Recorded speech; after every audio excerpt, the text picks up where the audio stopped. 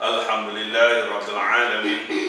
Salatu wassalamu ala asrofil anbiya'i wal mursalin wa ala alihi washabihi ajmain. Amma ba'd. Alhamdulillah, kita masuk surah baru, surah Yusuf. Surah Yusuf. Ada beberapa perkara yang kamu perlu tahu sebelum kita memulakan tafsir surah Yusuf ini. Yang pertama, cuba kita tinggalkan cerita-cerita yang sudah ada dalam kepala kita, dalam masyarakat kita tentang Nabi Yusuf, Zulaikha dan sebagainya. Cuba kita dengar dahulu apa dari Al-Quran. Yang penting. Yang keduanya, nak tahu kisah Nabi Yusuf, sudah perlu awak kena tahu kisah Nabi Allah Ibrahim. Dengar dulu sejarah Ibrahim alaihissalam. Nabi Allah Ibrahim lebih kurang 4.000 tahun dahulu, 2.000 sebelum tahun 1.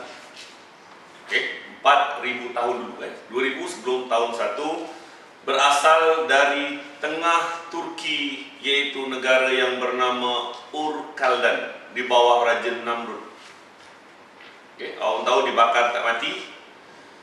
Lalu berhijrahlah Nabi Ibrahim bersama istrinya Sarah dan juga anak saudaranya Nabi Lut. Itu dalam sejarah. Berarti Nabi Ibrahim dan juga Sarah adalah keturunan darah Turki. Dia pergi ke Baitul Maqdis. Apabila sebut daripada Turki, berarti Nabi Ibrahim orangnya tinggi-tinggi, putih kemerahan. Perempuannya memang cantik-cantik. Dalam sejarah kawasan Syam ini, kawasan Mediterranean, kawasan Asia ini, baik daripada Turki, Jordan, Lebanon, Syria, memang daripada dulu lagi terkenal dengan perempuan yang cantik-cantik, lelaki yang gagah perkasa, mancung-mancung. Okey. Dia tinggi, putih kemerahan. Bukan seperti orang-orang Perancis ataupun Spanyol, dia putih tapi ada bintik-bintik. Tetapi Nabi Allah Ibrahim ni memang orangnya tinggi. Mungkin awak kenal Datuk On Jaafar ataupun Datuk Hussein On. Dia adalah keturunan darah Turki. Tinggi, putih kemerahan. Alright. Nabi Allah Ibrahim, Sarah dan juga Nabi Lut pergi ke Baitul Maqdis satu masa, satu ketika. Okey. Baitul Maqdis menghadap kemarau yang panjang teruk. Nabi Allah Ibrahim tidak balik ke Turki, tapi mendapatkan bantuan di Mesir. Ketika itu Mesir bukan ada Kairo, bukan ada Alexandria. Sebab Alexandria ataupun Iskandaria dibuka oleh Alexander the Great 300 sebelum tahun 1. Ini kisah 1700 tahun sebelum. Manakala Kairo ataupun Kahirah adalah dibuka oleh Bani Fatimayin, iaitu Ubudiyin, Bani Ubudiyin, cabang Fatimayin Syiah, dibuka pada 1200, pertengahan 1200. Baru je. Kairo dibuka pada pertengahan 1200, mana Alexandria dibuka pada 300 sebelum tahun 1, sedangkan Nabi Ibrahim ini adalah 2000 sebelumnya. Berarti Nabi Allah Ibrahim datang ke Mesir, bukan ke Kairo, bukan ke Iskandaria, tetapi ke bandar-bandar lama, iaitu di kawasan Abu Jambal, Aqsa dan sebagainya. Alright. Di kawasan ini orangnya hitam-hitam, kecil-kecil. Kawasan selatan berhampiran dengan Sudan. Right? Awak nak tahu. Kemudian balik daripada Mesir, Nabi Allah Ibrahim mendapat isteri Hajar. Daripada Hajar, Nabi Allah Ibrahim mendapat anak Nabi Ismail. Inilah yang dikenali sebagai Arab Musta'ribah, kacaukan Turki dan Mesir. Nabi Ismail, Rasulullah SAW kacaukan daripada Turki dan juga Mesir. Manakala peringkat lewat, akhir tua Nabi Ibrahim dengan Sarah mendapat anak Nabi Ishak. anak Ishak bernama Nabi Yakub. Okay, alright, Nabi Yakub. Dalam sejarah, Nabi Yakub berkahwin 2 isteri, adik-beradik. Dalam sejarah Allah lebih mengetahui. Perkahwinan yang pertama Nabi Yakub dengan isteri yang pertama iaitu Rishal melahirkan 10 orang anak lelaki.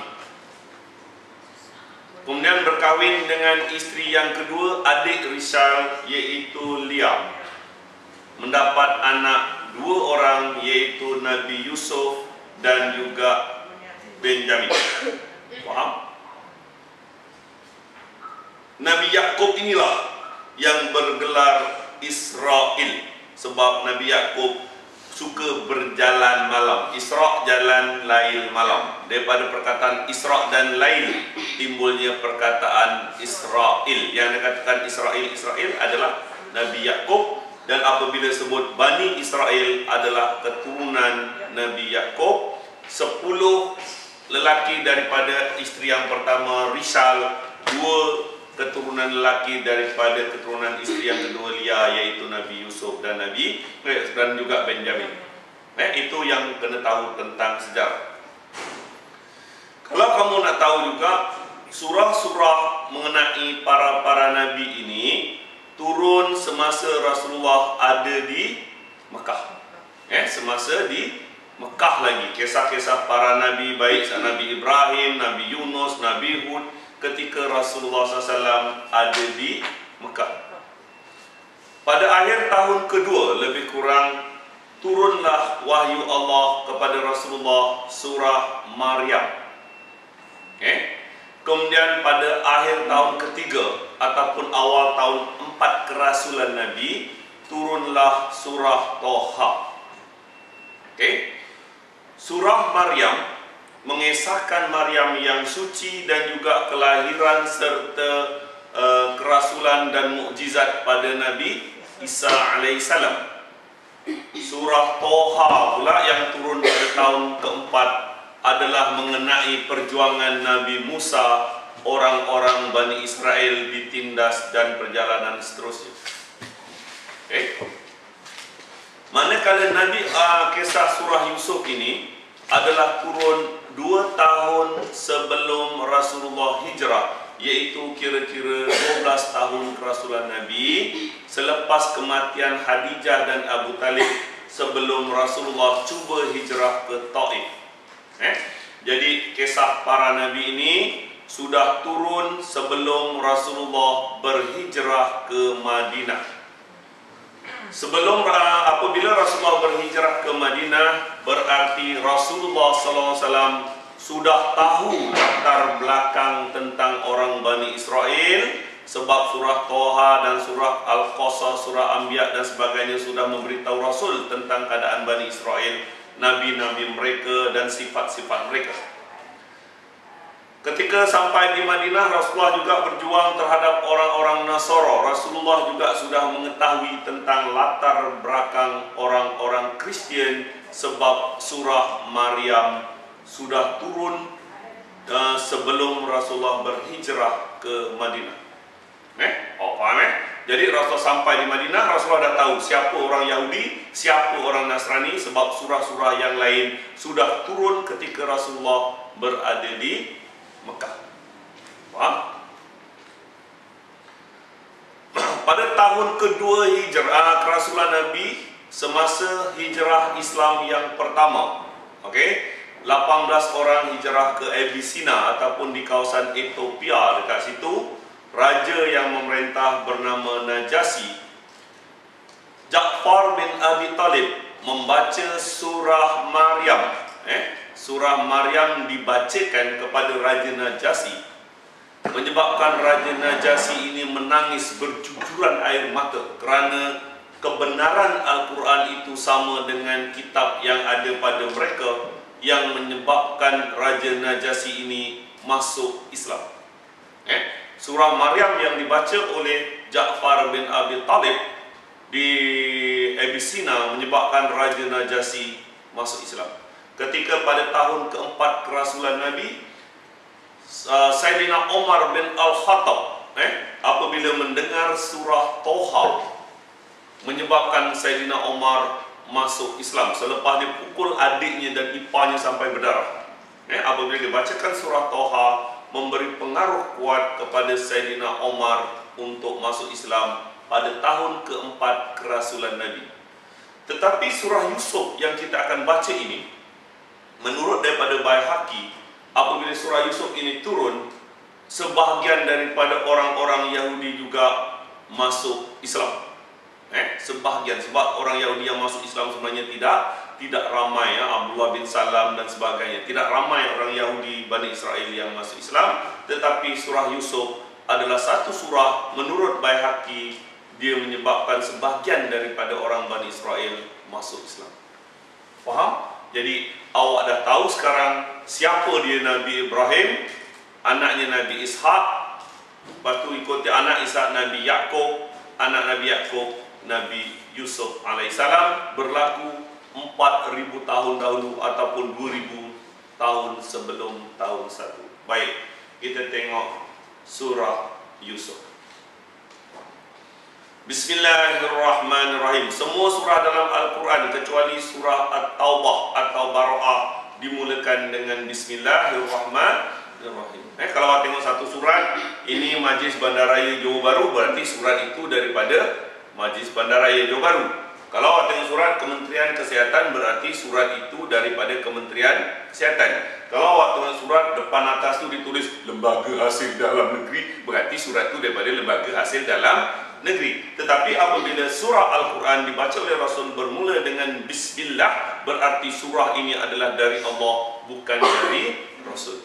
Rasulullah hanya sampaikan. Alif Lam Ra, tilka ayatul kitabil mubin.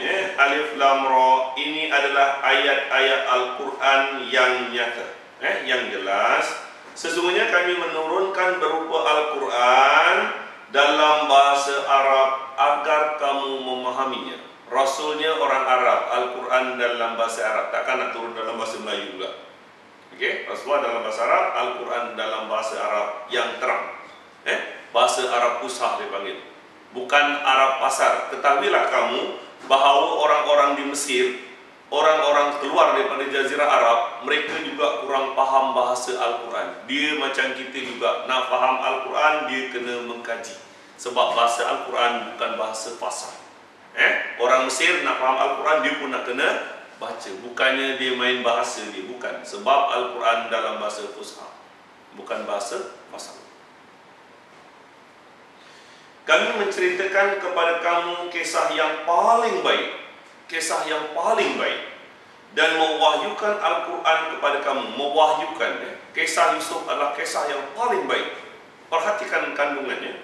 Dan kami wahyukan Al-Quran kepada kamu, berarti Allah wahyukan terus kepada Rasulullah, bukan melalui Jibril. Berarti apabila sebut wahyu, terus dalam jiwa Rasul.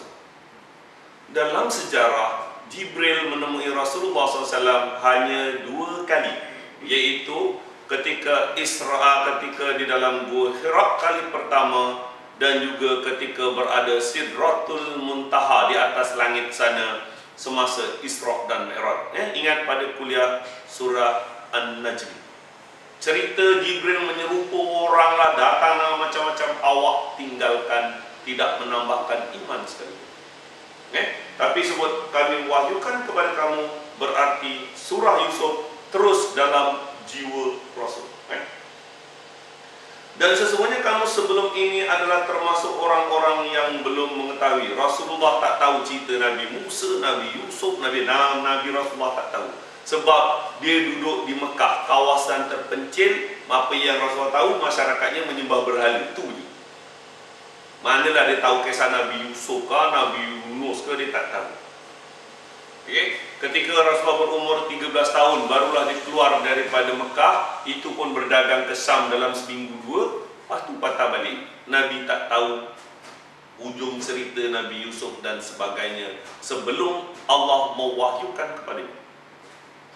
Katakanlah kamu duduk kat kawasan Buddha dekat Thailand, orang menyembah berhala, manalah awak tahu Islam Kristen di sini. Rasulullah tak tahu sehingga diwahyukan kepada dia. Okay? Ingatlah ketika Yusuf berkata kepada ayahnya. Siapa ayah dia? Siapa ayah Nabi Yusuf? Nabi Yaakob. Wahai ayahku, wahai ayahku, sesungguhnya aku bermimpi melihat 11 bintang, matahari dan bulan, kulihat semuanya sujud kepadaku. Ini mimpi Nabi Yusuf. Ayahnya berkata, hai anakku, janganlah kamu ceritakan mimpimu kepada saudara kamu, maka mereka akan membuat makar untuk membinasakan kamu. Sesungguhnya syaitan itu adalah musuh yang nyata bagi kamu, dan demikianlah Tuhanmu memilih kamu untuk menjadi nabi, dan diajarkannya kepada kamu sebagian daripada takbir mimpi-mimpi, dan disampurnakannya kepada kamu kepada keluarga Yakub, sebagaimana dia telah menyampurnakan nikmatnya kepada dua bapa kamu sebelum itu, yaitu Ibrahim dan Ishak. Sesungguhnya Tuhan kamu mengetahui lagi maha bijaksana. Perlu diingat bahawa Nabi Yakub adalah seorang nabi. Dia mengetahui bahawa anaknya Nabi Yusuf adalah seawal umur 11-12 tahun sudah mendapat berita daripada Allah bahawa Nabi Yusuf akan menjadi nabi, dan dia boleh mentadbir mimpi sebab Nabi Yakub adalah nabi. Okey, alright. Dan dia tahu bahawa apabila dia jadi nabi, Nabi Yakub sudah tahu memang adik-beradik daripada ibu yang pertama memang iri hati terhadapnya. Seawal beritahu Nabi Yakub dah beritahu kepada Nabi Yusuf. Sesungguhnya ada beberapa tanda kekuasaan Allah pada kisah Yusuf dan saudara-saudaranya bagi orang yang bertanya. Seolah-olah ayat yang ketujuh ini beritahu kita bahawa ada orang bertanya kepada Nabi Muhammad, cuba ceritakan soal Nabi Yusuf. Engkau dah ceritakan seorang Nabi Musa, engkau dah ceritakan seorang Ibrahim, engkau dah ceritakan Nabi Yunus, Nabi Hud. Ini tahun 2 tahun sebelum hijrah. Cuba awak ceritakan pada kami tentang Nabi Yusuf pula. Ini turun ayatnya. Okay? Bagi orang yang bertanya. Okay, tengok Iaitu ketika dia berkata, sesungguhnya Yusuf dan saudara kandungnya lebih dicintai oleh ayah kita daripada kita sendiri, padahal kita adalah golongan yang kuat. Sesungguhnya ayah kita dalam kekeliruan yang nyata. Iri hati. Okay? Ini adalah anak isteri yang muda. Ketika itu Nabi Yakub dah tua. Barangkali kalau orang tua ni kalau dengan anak-anak lebih lembut kot, wallahualam. Tapi sebagai fitrah terhadap anak yang lebih kecil, sebab isteri yang pertama anaknya dah besar-besar. Badan kecil sudah tentu lebih kan lah. Okey, dah besar takkan. Isteri daripada anak nombor isteri yang kedua iaitu Lia. Okey. Bunuhlah Yusuf atau buang dia ke satu daerah yang tidak dikenal, supaya perhatian ayahmu tertumpah kepada kamu saja. Sesudah itu hendaklah kamu menjadi orang yang baik. Apa kata kita bunuh Yusuf ke buang ke, lepas tu kita tobat? Ya, ada otak dia. Ada juga orang macam ni. Kita jahat dulu, rompak bank pada lepas tu kita tobat. Kalau sempat. Jangan kamu terlintas. Okay. Seorang di antara mereka berkata, jangan kamu bunuh Yusuf, tapi masukkan dia ke dalam sumur supaya dia dipungut oleh beberapa orang musafir jika kamu hendak berbuat. Ada juga Allah timbulkan rasa simpati kepada salah seorang daripada saudara. Janganlah kau bunuh, masukkan dia kat sumur, nanti orang lain. Macam koinsiden, tapi sebenarnya semuanya telah diatur oleh Allah Subhanahu Wa Taala. Jangan kamu ingat perkahwinan Ibrahim dengan Sarah ini adalah kisah I love you, you love me. Bukan soal personal, tetapi menimbulkan zuriat yang akan datang. Begitu juga dalam kehidupan kita. Perkahwinnya kamu dengan seorang yang kamu cintai bukan kerana I love you, you love me, tetapi atas fitrah yang ditentukan oleh Allah. Ada hikmah di sebalik pertemuan. Okay? Mereka berkata, wahai ayah kami, apa sebabnya kamu tidak percaya kami terhadap Yusuf, padahal sesungguhnya kami adalah orang-orang yang mengingini kebaikan. Tengok wahai ayah kami, kenapa sebabnya kamu tidak percaya kepada kami? Berarti Nabi Yusuf memang dah tak percaya dah, awal-awal lagi. Nabi Yusuf dah tak percaya kepada 10 anak yang pertama terhadap Yusuf. Sebab dia tahu bahawa Yusuf adalah Nabi yang dipilih oleh Allah seawal umur 12 tahun. Ingat, Nabi Allah Isa alaihissalam dipilih jadi Nabi ketika dalam buayan. Rasulullah menjadi Nabi ketika kerasulan ketika umur 40 tahun. Tetapi Nabi Yusuf seawal umur 11-12 tahun sudah dilantik oleh Allah menjadi. Biarkanlah dia pergi bersama kami besok pagi agar dia mendapat senang-senang dan bermain-main. Sesungguhnya kami pasti menjaganya. Berkata Yakub, sesungguhnya pemergian kamu bersama Yusuf amat menyedihkan. Aku benarkan tapi dalam keadaan sedih. Memang ada yang tak kena. Nabi Yakub awal-awal lagi dah curiga terhadap anak yang ke-10. Dan aku khawatir kalau dia akan dimakan serigala sedangkan kamu lengah daripadanya. Mereka berkata, jika ia benar dimakan serigala sedangkan kami gulungan yang kuat, sesungguhnya kalau begitu kami termasuk orang-orang yang rugi. Tengok ayat yang ke-15. Dan ketika mereka membawanya dan sepakat memasukkan ke dasar sumur, lalu dimasukkan dia, di waktu itu kami wahyukan kepada Yusuf. Ketika Nabi Yusuf dalam sumur, dalam perigi, Allah wahyukan kepada Yusuf, sesungguhnya kamu akan menceritakan kepada mereka perbuatan mereka ini, sedangkan mereka tidak ingat lagi. Tengok, ketika mereka sudah masukkan Nabi Yusuf ke dalam sumur, tengok sini, perigi yang ada dekat bumi Palestin ni, kawasan Nabi Yusuf, kawasan Middle East ni, bukan macam perigi belakang rumah kita. Awak perlu ingat, dia adalah kawasan batu, periginya kecil, dalam. Orang yang masuk ke dalam tak mungkin boleh naik, sebab dia perigi batu terlalu dalam. Dia tak dalam airnya, mungkin paras lutut, dan dasarnya adalah keras, bukan macam kita berlumpur. Barang siapa yang masuk ke dalam tu, kalau tak ada tali, tak mungkin kau boleh. Mesti faham bukannya dia pergi buta macam belakang rumah. Okay? So airnya tak dalam. Kalau Nabi Yusuf berdiri barangkali paras lutut ke whatever, tapi air sentiasa ada. Tapi dasarnya keras, terlalu dalam. Awak perlu ingat. Sebab kalau awak pergi Middle East ke macam, begitulah keadaannya. Periginya dalam, dan kawasan gurun memang tempat laluan musafir. Air memang jadi keperluan. Mesti ada musafir lalu kat situ akan ambil air. Nanti mesti ada orang ambil Yusuf. Macam tu tak ada. Tatkala mereka membawanya sepakat memasukkan di dalam sumur mereka, di waktu itu kami wahyukan kepada Yusuf. Ketika di sejarah mengatakan Nabi Yusuf baru berumur 11-12 tahun, Allah dah wahyukan kepada Nabi Yusuf, kamu akan ingat kisah ni satu ketika nanti, sedangkan saudara kamu sudah tak ingat. Nabi Yusuf dah tahu dah, sebab Allah dah wahyukan. Macam mana wahyukan dalam jiwa ni, Allah saja yang mengetahui, sebab dia menggunakan jiwa. Alright, Allah lebih mengetahui. Kemudian mereka datang kepada ayah mereka di sore hari sambil menangis.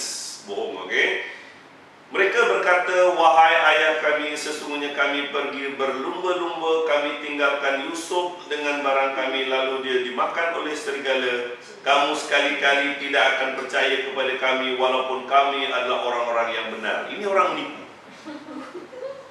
Orang yang benar, dia tak cakap, kau tak akan percaya aku tak, kalau walaupun aku cakap benar. Nampak sangat dekat situ dia kamu tak akan percaya walaupun aku orang yang benar, wahai ayahku. Memang dia menipu. Awak jangan nak menipu awak. Sekali dua kali terlepas. Alright. Mereka datang membawa gamisnya yang berlumuran dengan darah palsu. Yakub berkata, sebenarnya dirimu sendiri yang memandang baik perbuatan buruk itu. Nabi Yakub dah tahu dah pengen diri. Okey. Maka kesabaran adalah yang baik adalah kesabaranku. Allah saja yang aku mohon pertolongan terhadap apa yang kamu ceritakan. Okey. Mereka datang membawa gamisnya. Apa tu gamis ah? Bukan baju. Okey. Gamis bukan baju, tetapi baju yang kuntut dekat luar, dia panggil jumper. Kalau dekat Europe, temperature dalam 15-16, ataupun awak tengok orang Afghanistan, baju macam bush jacket pendek tu. Okey, itu yang ni. Kesian juga Nabi Yusuf masih pakai baju dalam. Gamisnya jadi buka. Oh, okey, alright. Berarti gamis berarti baju luar. Untuk menutup dada daripada sejuk. Kat sini jarang orang pakai gamis. Kemudian datanglah kelompok orang yang musafir, lalu mereka menyuruh seorang mengambil air. Musafir kabilah, engkau lah pergi ambil air. Tak payah semua pergi itu kecil, nak buat apa semua seorang itu, right? Dan menurunkan timbanya. Itu saya kata, apabila menurunkan timbanya berarti dalam. Pergi itu dalam. Okay? Habis macam mana balik dia masukkan Nabi Yusuf kat dalam? Wallahualam, dia campak ke apa, wallahualam. Itu tak ada. Tapi yang pasti Nabi Yusuf ada di dalam sumur yang dalam. Dan menurunkan timbanya, dia berkata, oh kabar gembira, ada seorang anak muda. Dalam jarak umur dalam 11-12 tahun ketika ini Nabi Yusuf. Kemudian mereka menyembunyikan dia sebagai barang dagangan. Tengok. Dia jumpa anak ni, dia tak dudukkan atas unta, dia masuk dekat barang supaya jangan takut. Supaya takut juga orang, ini anak aku, ni saudara aku. Dia sembunyikan Nabi Yusuf dalam celah-celah barang dagangan. Dan Allah mengetahui apa yang mereka kerjakan. Sudah tentu Allah mengetahui. Disembunyikan. Semuanya macam coincident, tapi semuanya bergerak atas kehendak Allah. Tengok ayat yang ke-20. Dan mereka menjual Yusuf dengan harga yang murah. Dia jual murah aja, iaitu berapa dirham saja, tak sampai 1000 dirham pun. Berapa sen je Nabi Yusuf. Awak tengok Tiga Abdul, muka yang handsome macam ni, 50 dirham, 5 dirham. Okey, alright. Dan mereka tidak merasa tertarik hati kepada Yusuf. Budak kecil, anak siapa tak boleh kerja, jual je murah. Okay? Dan orang Mesir yang membelinya berkata kepada istrinya. Tengok, tengok susunan Al-Quran ni. Ayatnya ringkas tapi senang faham. Ringkas, padat. Awak boleh faham, yang beli adalah tuannya. Okay?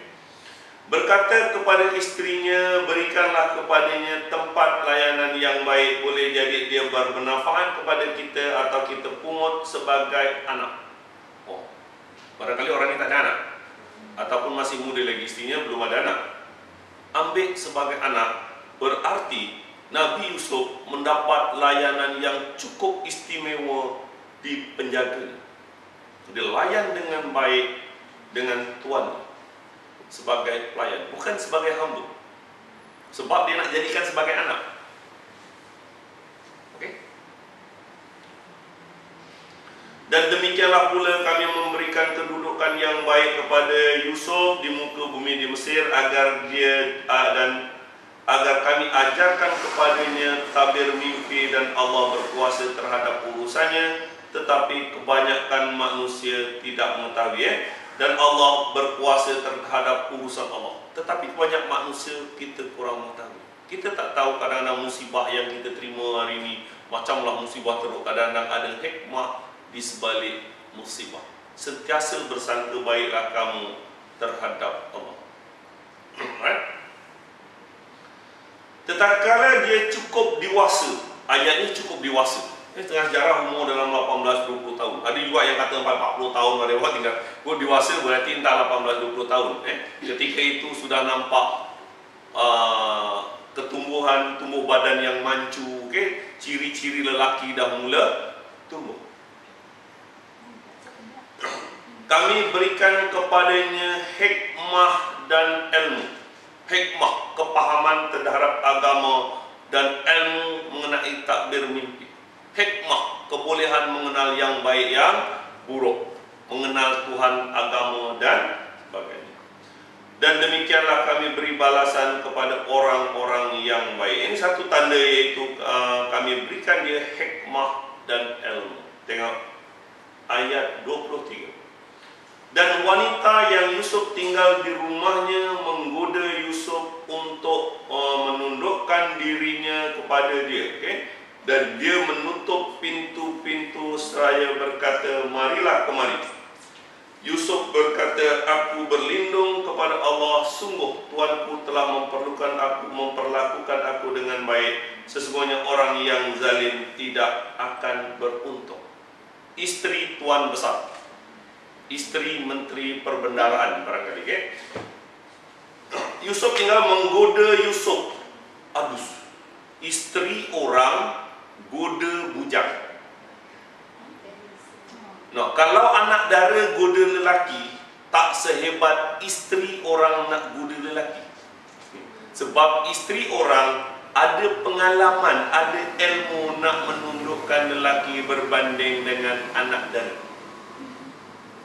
Entah pakaiannya diseksikan ataupun minyak wangi yang semerbak, orang-orang yang perempuan yang beristri ini lebih bahaya kalau menggoda daripada anak dara. Anak dara tak pandai menggoda sebenarnya. Dia tak tahu nak selak-selak whatever. Okey, wallahualam. Ayatnya, tengok ayatnya. Itu sebab godaan yang diterima oleh Nabi Yusuf adalah satu ujian yang cukup besar.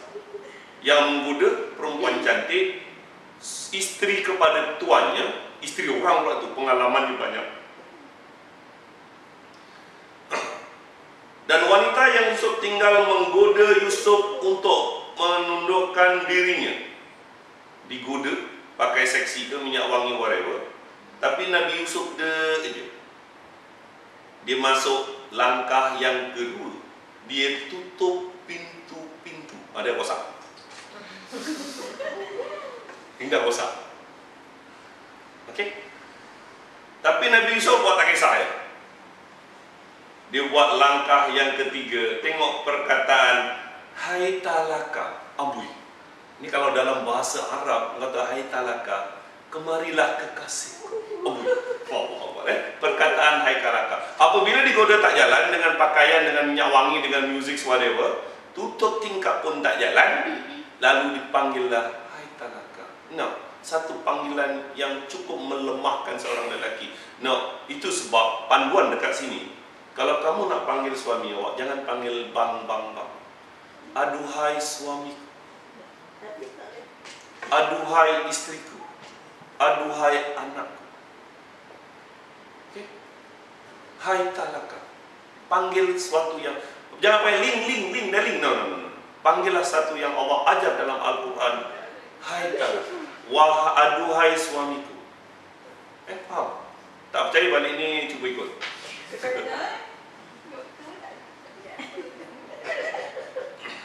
Alright, cuba panggil isteri suami begitu.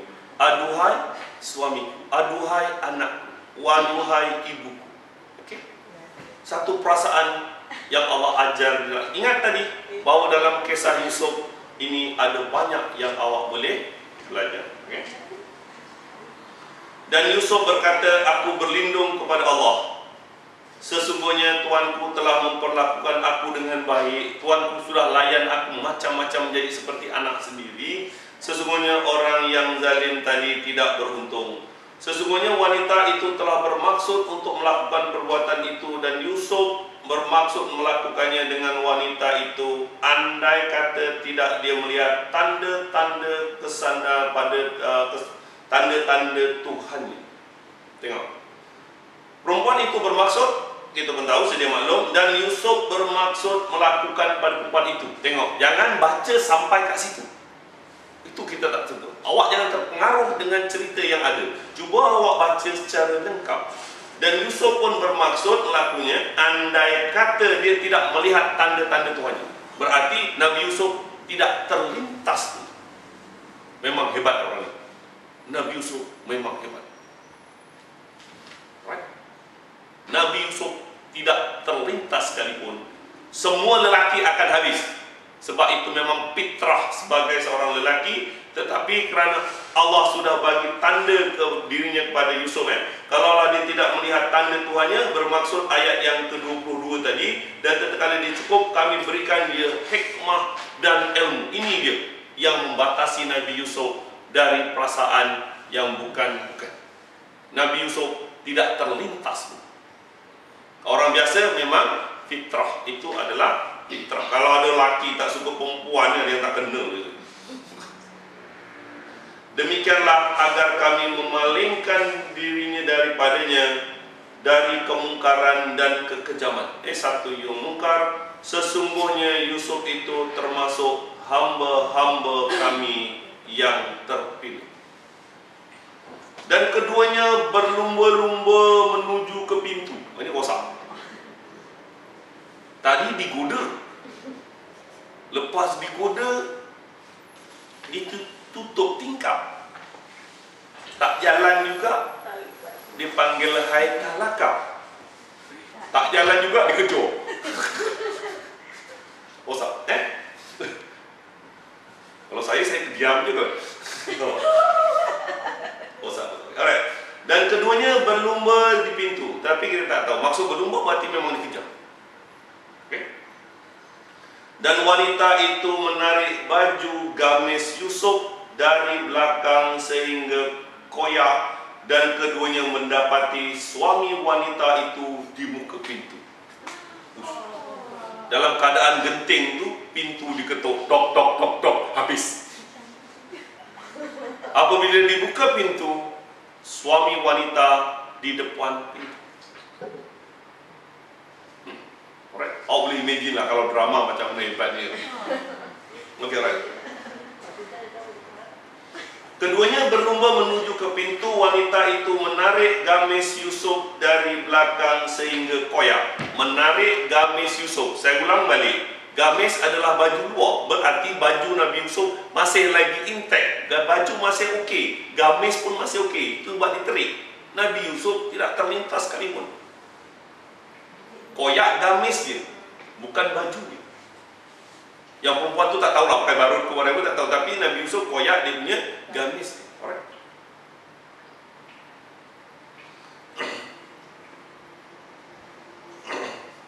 Dan keduanya mendapati suami wanita itu dibuka pintu. Wanita itu berkata, apakah balasan terhadap orang yang bermaksud berbuat serong terhadap isteri kamu selain dipenjarakan atau diazab dengan pedih?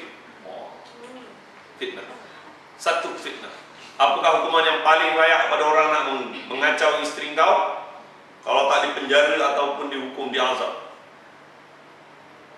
Tengok Nabi Yusuf berkata. Yusuf berkata, ketika ini baru 18-20 tahun lebih kurang Nabi Yusuf. Dia menggodaku untuk menundukkan diriku kepadanya. Dia yang menggoda, bukan aku. Dan seorang saksi daripada keluarga wanita itu memberi kesaksian. Seorang saksi daripada keluarga wanita itu, mungkin pekerjanya, pelayannya, ataupun orang lain di dalam rumah itu. Mungkin kalau rumah itu banyak bilik, rumah itu banyak ruang, rumah orang besar, hallnya ada 4-5 barangkali. Jadi ditutup satu hall whatever. Tengok orang ni menjadi saksi. Jika baju gamis koyak di muka, wanita itu yang benar dan Yusuf termasuk orang yang dusta. Tapi bila baju gamis koyak di belakang, maka wanita itulah yang dusta. Yusuf adalah orang yang benar. Biasalah satu bukti, okey.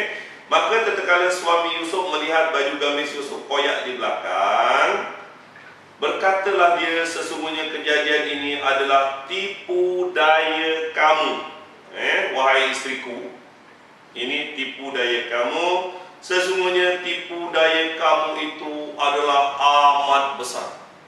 Tipu daya kamu, tipu daya wanita amat besar. Wahai Yusuf, berpalinglah kamu dari itu. Wahai istriku, mohon ampun. Dan kamu istriku, mohon ampunlah atas dosamu itu. kerana kamu sesungguhnya termasuk orang-orang yang buat salah. Right? Faham? Awak lebih kurang tahu ceritanya. Tak payah lanjut. Okey, tengok Sesungguhnya tipu daya kamu adalah besar. Ulang balik. Tipu daya wanita memang amat besar. Ujian bagi lelaki paling besar adalah wanita. Cuba awak lihat ayat 14 surah Al-Imran. Surah Al-Imran ayat 14. Zuyina linnasi hubbas syahwatin. Tengok dijadikan indah. Tengok ayat yang ke-14. Allah memang jadikan, hiaskan wanita itu sebagai kecintaan bagi lelaki. Dijadikan indah pandangan manusia, kecintaan. Apa yang diingini sebagai lelaki? Wanita dulu. Okey, wanita dulu. Right? Macam-macam peluang nak kerana wanita.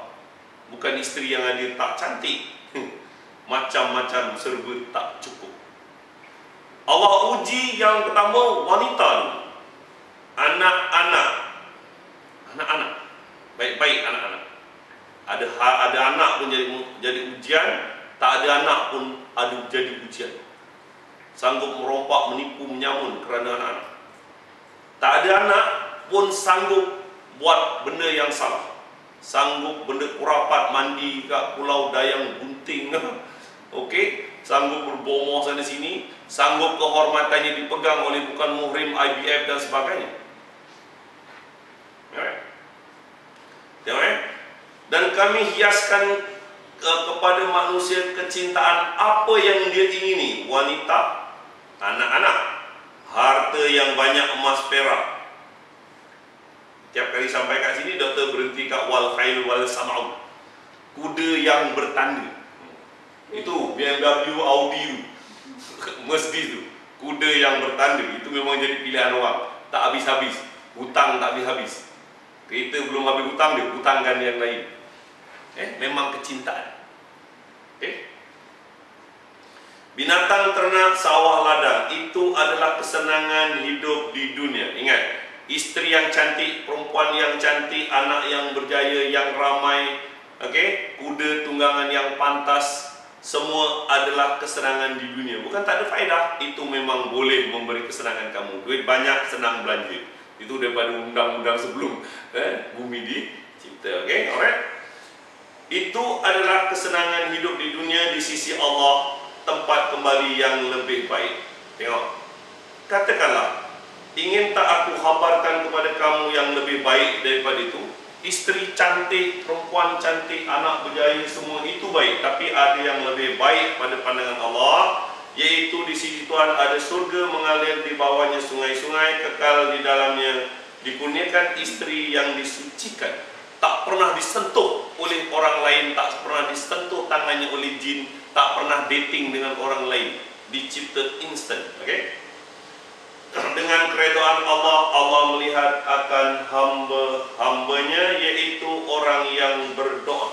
Siapa dia? Ya Tuhan kami, sesungguhnya kami telah beriman, ampunilah segala dosa kami, peliharalah kami dari api neraka. Orang yang beriman, dia minta ampun. Bukan orang beriman tak buat dosa. Kadang-kadang tersilap, dia mohon ampun.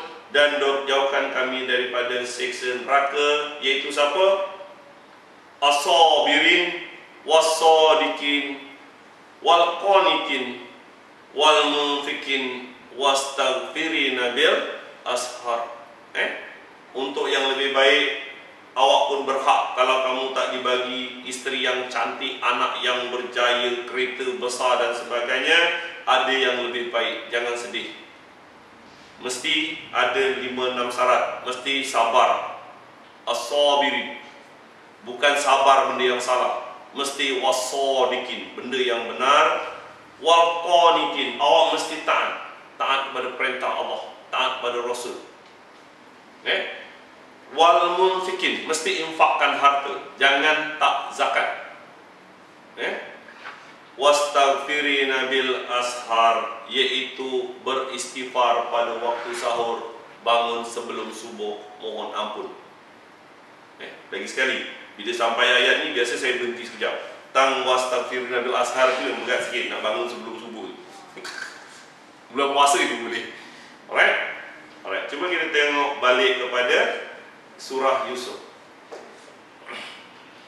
Maka tatkala suaminya, ayat 28, melihat baju Yusuf koyak di belakangnya, berkatalah, sesungguhnya kejadian itu adalah tipu daya kamu. Sesungguhnya tipu daya wanita amat besar. Perhatikan suami kamu. Perhatikan suami kamu. Sebab tipu daya wanita ini memang besar. Wahai Yusuf, berpalinglah dari ini. Mohon ampun atas dan istriku, mohon ampun atas dosamu kerana kamu sesungguhnya termasuk orang-orang yang salah. Tengok Abdul Aziz ni. Yang pertama, wahai Yusuf, berpalinglah, tinggalkanlah. Kamu adalah orang yang tidak bersalah. Wahai istriku, tengok, mohon ampun atas dosa kamu, sesungguhnya kamu termasuk dalam orang-orang yang salah. Perhatikan orang yang hebat ini. Dia tidak marah kepada istrinya. Dia tidak cerca istrinya. Ini adalah panduan. Kalau istri buat serong begitu sekalipun, suaminya yang ditunjukkan di dalam Al-Quran tidak marah pun. Dia nasihatkan, mohon ampun wahai istriku, kerana kamu adalah termasuk orang-orang yang salah. Jangan marah istri, jangan cerca istri. Cuba awak tengok surah At-Taghabun, surah yang ke-64 ayat yang ke-14. Tengok orang ni istrinya curang begitu pun dia tidak marah. Tengok ayat yang ke-14 surah At-Taghabun. Ya ayyuhallazina amanu. Ini panduan bagi orang yang beriman. Orang yang tak beriman, tak baca Quran, tak masuk. Sesungguhnya di antara istri-istri kamu dan anak-anak kamu ada yang menjadi musuh bagi kamu. Istri-istri kamu dan anak-anak kamu boleh menjadi musuh bagi kamu. Berhati-hatilah kamu terhadap mereka. Wahai suami, berhati-hati terhadap istri dan anak-anak kamu. Dia boleh jadi musuh. Dan jika kamu maafkan dia, tidak memarahinya, serta mengampuninya, maka sesungguhnya Allah Maha Pengampun lagi Maha Penyayang. Panduan kepada para suami. Kalau pada istrinya, maafkan istri kamu, jangan marah kepada istri kamu, ampuninya. Allah Maha Pengampun lagi Maha Penyayang. Soalnya satu, suami awak tu baca Quran ke tidak? Dan kamu sendiri baca Quran ataupun tidak? Masalah dia. Kalau suami awak memang baca Al-Quran, dia tahu. Dia tak akan tendang terajang cerca isteri, bukan? Sebab perintah dari Allah, maafkan saja, jangan marah, ampuni isteri kamu. Tanya diri awak, suami awak baca Quran atau tidak? Kamu sendiri baca Quran atau tidak? Bila ada masalah, tendang terajang, dibawa Quran. Tengok, bos aku cakap, suami tak boleh marah. Macam mana suami awak nak ikut sudah selama ni tak baca Quran, baca Yasin ni malam Jumaat? Jadi kamu sendiri kena baca Al-Quran, bawa Al-Quran dalam keluarga kamu. Al-Quran jadikan panduan. Jangan baca Yusuf kalau nak anak lelaki, jangan baca surah Maryam kalau nak anak perempuan. Siapa aja dalam surah Yusuf tak ada cerita benda Allah tu. Alright? Panduan. Apa yang diperintahkan dalam ayat 34 dalam surah An-Nisa mengenai nusus. Kalau suami nusus, isteri nusus, apa dia buat? Nasihat, tinggalkan tempat tidur, atau pukul satu pukulan tidak mencederakan. Jangan cerca isteri kamu. Jangan dikata jelek muka kamu, macam tong dan sebagainya. Jangan marah isteri. Jangan marah isteri. Ulang balik pastikan suami kamu, keluarga kamu adalah orang yang sentiasa merujuk Al-Quran. Bukan Al-Quran jadi tangkal jampi, Allahu la ilaha illa hu. Subhanallah. Sesungguhnya kamu adalah orang yang celik Al-Quran. bukan seperti masyarakat yang lah. Faham? Kita balik kepada surah Yusuf. Dan wanita di kota berkata, isteri Al-Aziz menggoda bujangnya untuk menundukkan diri. Bujangnya ni bukan hamba, macam pelayan anak angkat. Kisah ni tersebar lah kalau ada isteri menteri, jadi gosip. Perempuan ini entah isteri menteri-menteri lain, cerita-cerita barangkali kan. Menggoda untuk mendudukkan dirinya kepadanya, sesungguhnya cintanya kepada bujang itu sangat mendalam. Hebat betul cinta isteri Zulaikha ni. Ingat kan Zulaikha nama tidak ada dalam Al-Quran. Sesungguhnya kami memandangkan dia terlalu sesat gila, isteri menteri ni. Ada begitu hebat ceritanya. Gosip tersebar di kalangan masyarakat kan? Maka tatkala Zulaikha mendengar cercaan itu, lama-lama dia pun dengar cerita ni. Kau kata aku gila sangat kat lelaki ni. Diundangnya lah wanita itu dan disediakan bagi mereka tempat duduk. Diberikan kepadanya masing-masing sebuah pisau untuk memotong jamuan. Kemudian dia berkata, wahai Yusuf, keluarlah dirimu kepada mereka.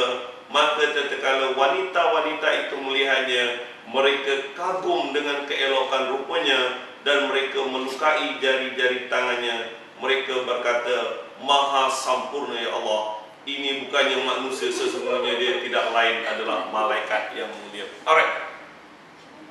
Yang pertama, saya ulang balik.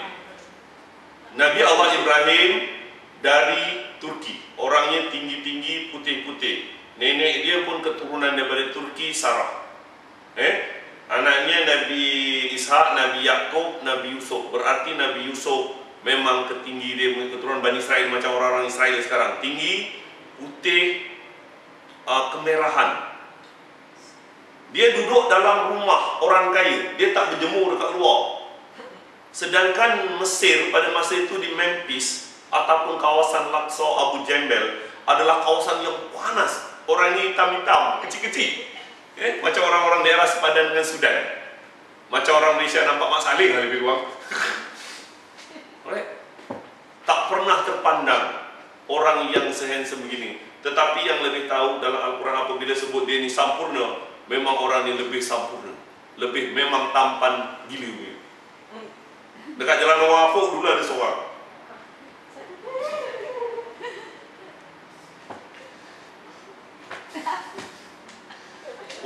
Wanita itu berkata, itulah dia orang yang kamu cela aku kerana tertarik kepadanya, dan sesungguhnya aku telah menggoda dia untuk menundukkannya, akan tetapi dia menolaknya. Tengok susunan ayat. Dan sesungguhnya jika dia tidak mentaati apa yang aku perintahkan kepadanya, nescaya dia akan dipenjarakan dan dia akan termasuk golongan orang-orang yang hina. Tengok, tak habis lagi perempuan ni.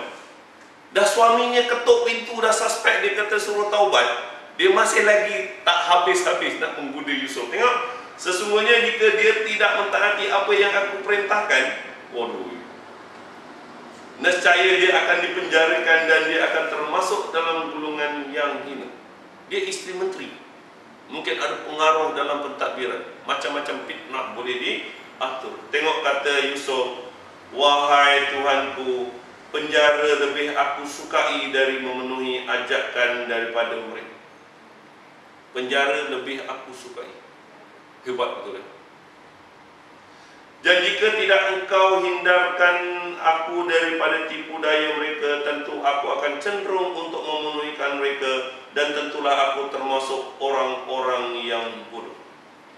Wahai Tuhanku, penjara lebih aku sukai. Itu doa Nabi Yusuf. Lebih baik Allah penjarakan aku daripada aku duduk dekat istana besar macam ni dengan perempuan sentiasa dekat situ. Aku nak lari mana? Itu bapa angkat aku. Lebih baik engkau penjarakanlah aku. Maka Tuhan yang memperkenankan doanya. Doa Nabi Yusuf diperkenankan oleh Allah, dan Allah menghindarkan Yusuf daripada tipu daya mereka. Engkau dah tak duduk lagi rumah besar itu, perempuan yang cantik menggoda kau pun dah kat dalam rumah tu. Allah hindarkan kamu di dalam penjara. Sesungguhnya dialah Maha mendengar lagi mengetahui. Ingat, kalau awak berdoa, Allah Allah mendengar apa yang kamu minta. Jangan terjerit-jerit. Allah mendengar dan Maha mengetahui. Kemudian timbul pikiran pada mereka setelah mendapat tanda-tanda kebenaran Yusuf bahawa mereka harus memenjarakannya sampai satu waktu. Timbul pikiran, ada akal, macam-macam fitnah ditimbulkan kepada Nabi Yusuf, walaupun dia dah tahu bahawa Yusuf ada di pihak benar. Ditimbulkanlah fitnah macam-macam. Akhirnya Nabi Yusuf di penjara dalam sejarah selama 8 tahun. Alright. Nah, kita akan berhenti sampai ayat 35 surah Yusuf. InsyaAllah kita akan sambung minggu depan. Bila? Minggu depan insyaAllah. Okey. Ada apa yang kamu nak tahu tentang surah Yusuf? Betul, Yusuf ni dia kahwin tak? Tidak ada di dalam Al-Quran, tetapi ada cerita, nanti hujung cerita ni ada cerita yang mengatakan Nabi Yusuf berkahwin dengan Zulaikha. Tidak ada nas dalam Al-Quran Nabi Yusuf berkahwin dengan Zulaikha. Dan kadang-kadang awak jangan terpengaruh dalam surat jemputan berkahwin seperti Rasulullah dengan Khadijah, Nabi Yusuf dengan Zulaikha, awak tinggalkan. Kisah Nabi Yusuf kahwin dengan Zulaikha selepas hujung cerita surah tidak termasuk di dalam Al-Quran. Tapi dia kahwin dengan orang lain lah. Wallahualam. Tak penting dalam, tidak menjadi contoh untuk kamu. Kenapa? Okey? Ada apa nak tanya? Nak tahu ulasan lanjut? Tunggu saja minggu hadapan. Wabillahi taufiq wal hidayah. Wassalamualaikum warahmatullahi wabarakatuh.